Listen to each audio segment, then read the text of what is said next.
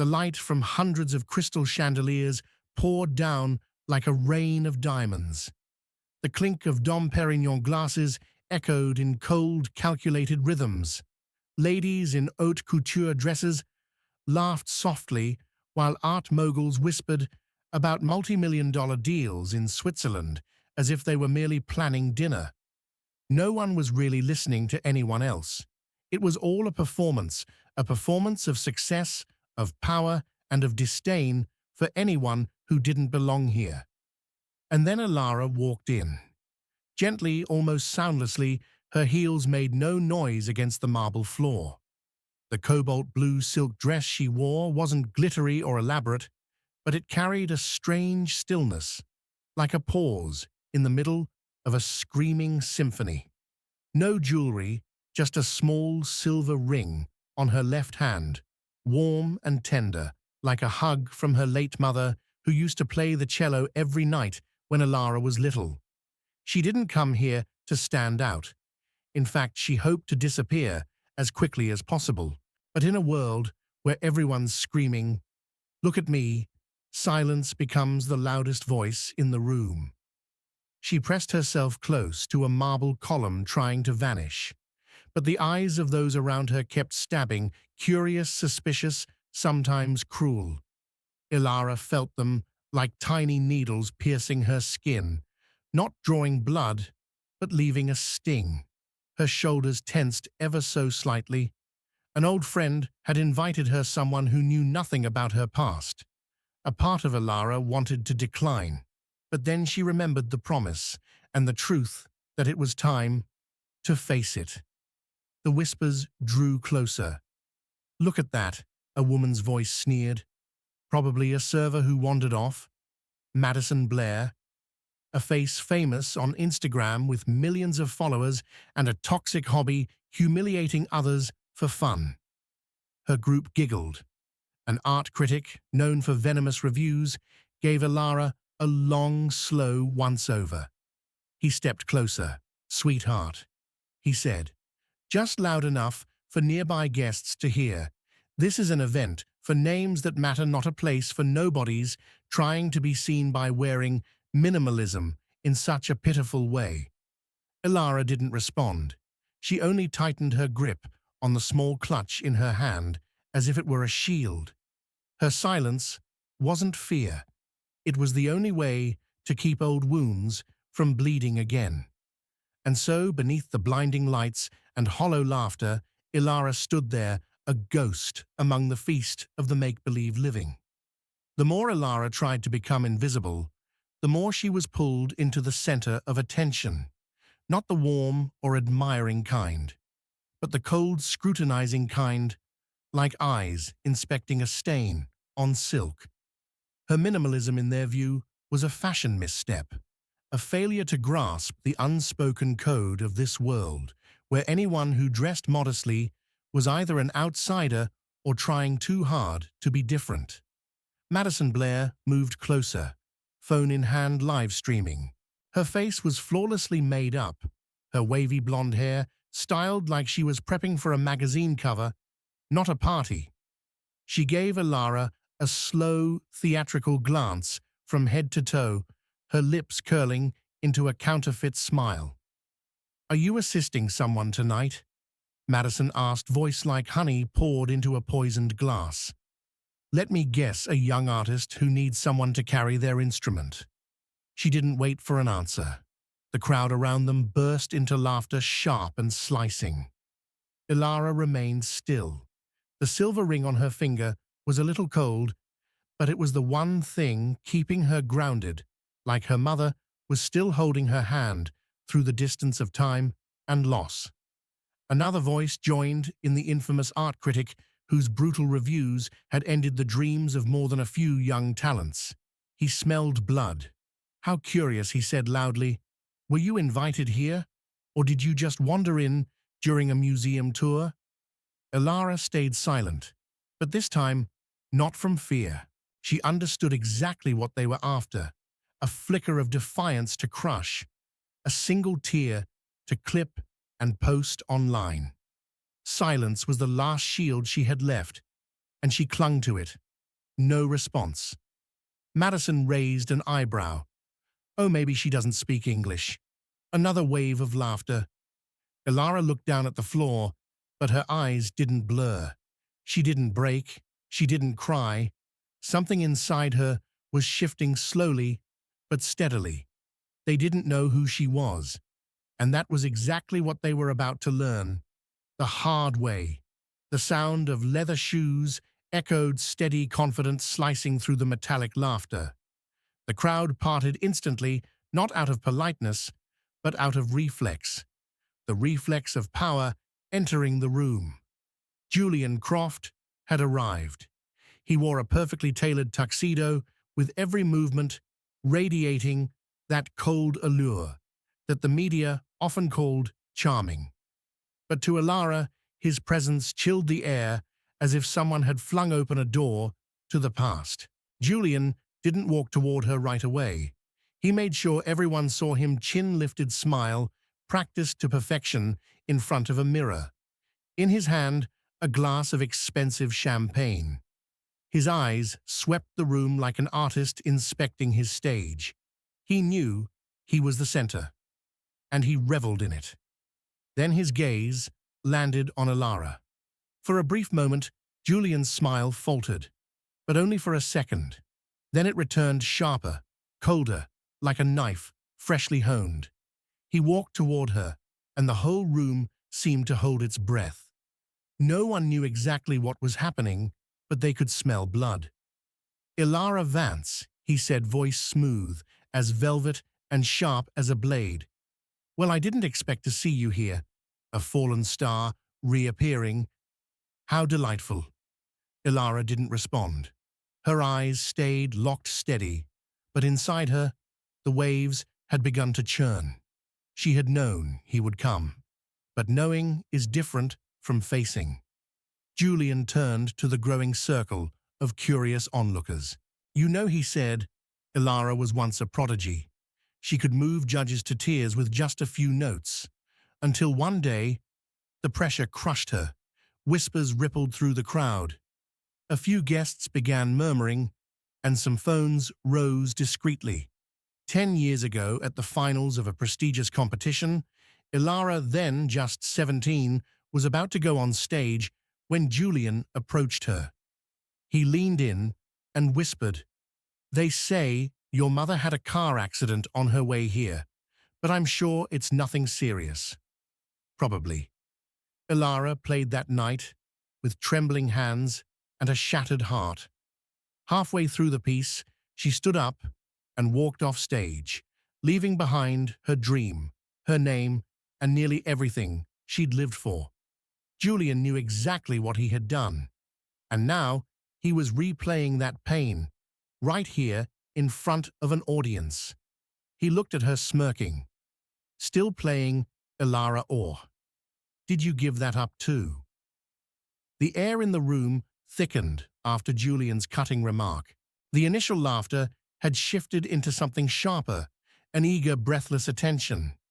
The crowd didn't know the full story, but they could smell drama, and they were hungry to see it explode.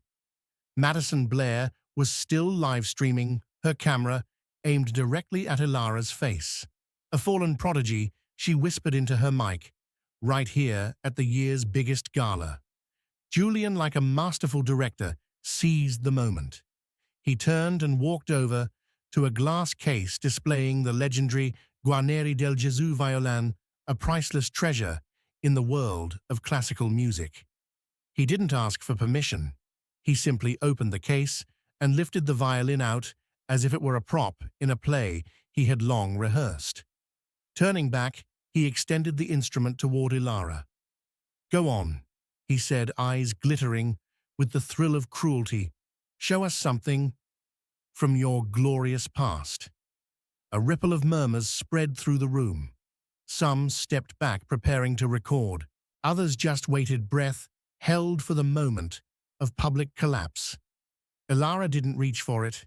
She stood still, staring at the violin like it was a dagger, not because she couldn't play, but because the violin and everything it symbolized had once shattered her. Julian leaned in, whispering in her ear. How about Caprice number 24? He smirked. The piece that broke you. Let's see if you can finish it this time. Ilara froze. That sentence, those exact words, hit the deepest scar he could have opened. Paganini's Caprice. Number 24 wasn't just technically brutal. For her, it was the battlefield where she had once surrendered. The piece that had turned her from a prodigy into a forgotten name. The crowd began to join in. A few voices called, "Play it."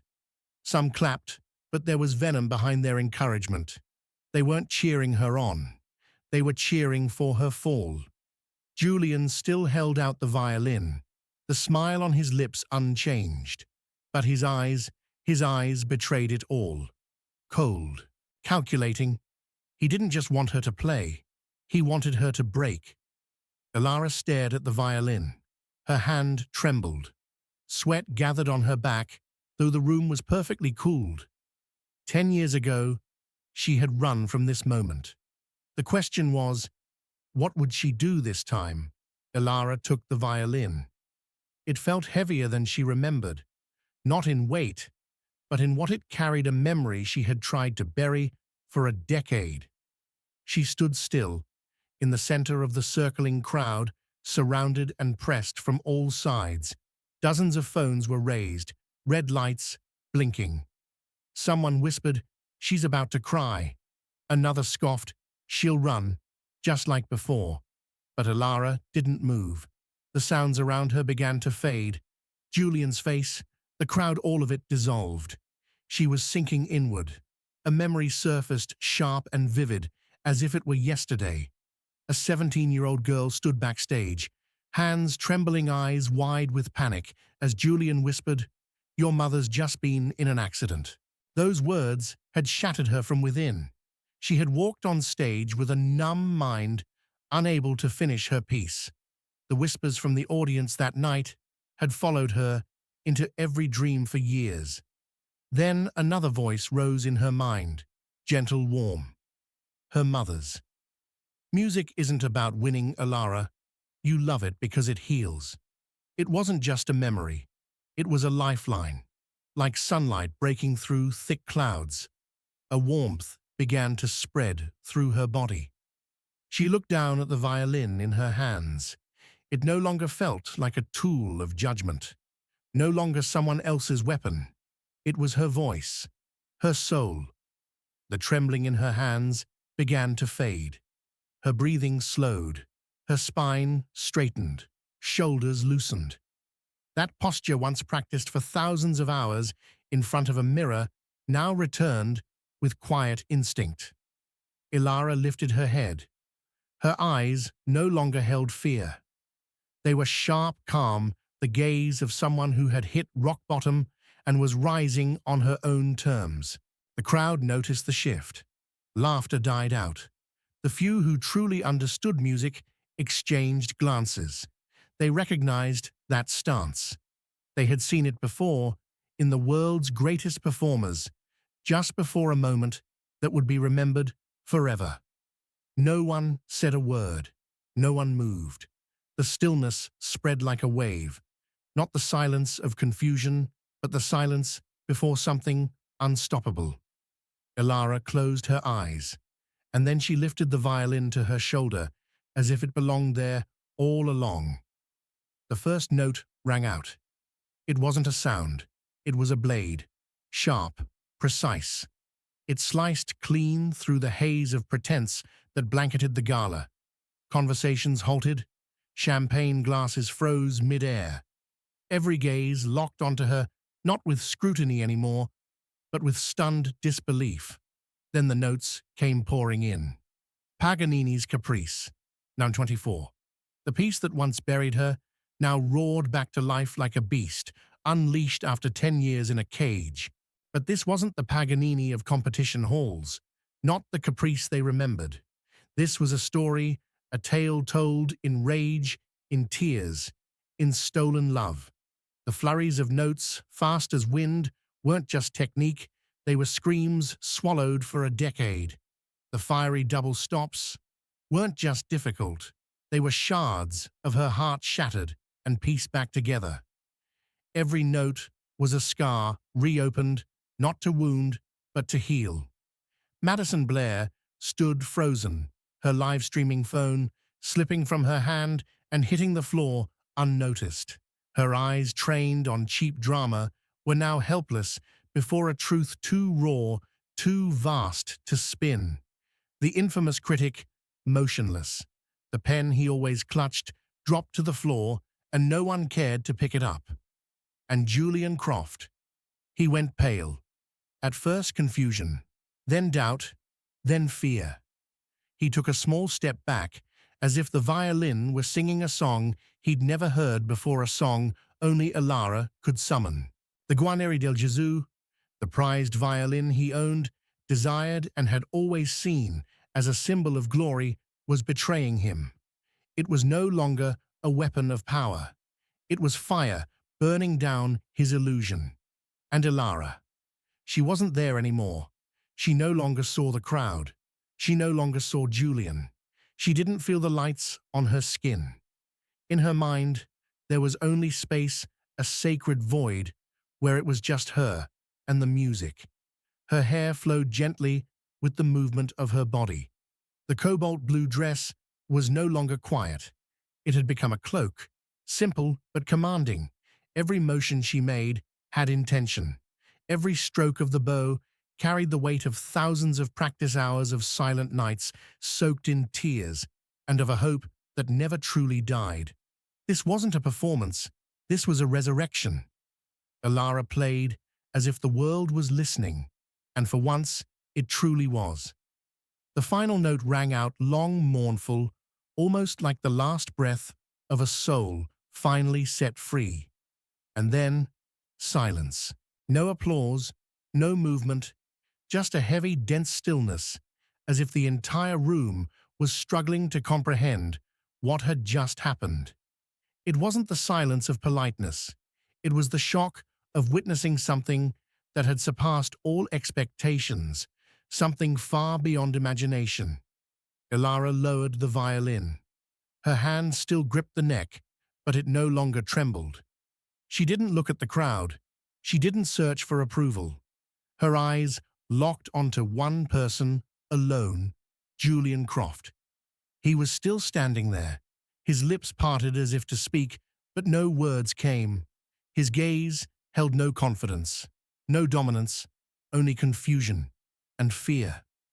She began walking toward him slowly. The crowd parted on instinct, clearing a path. No one spoke, no one dared to stop her.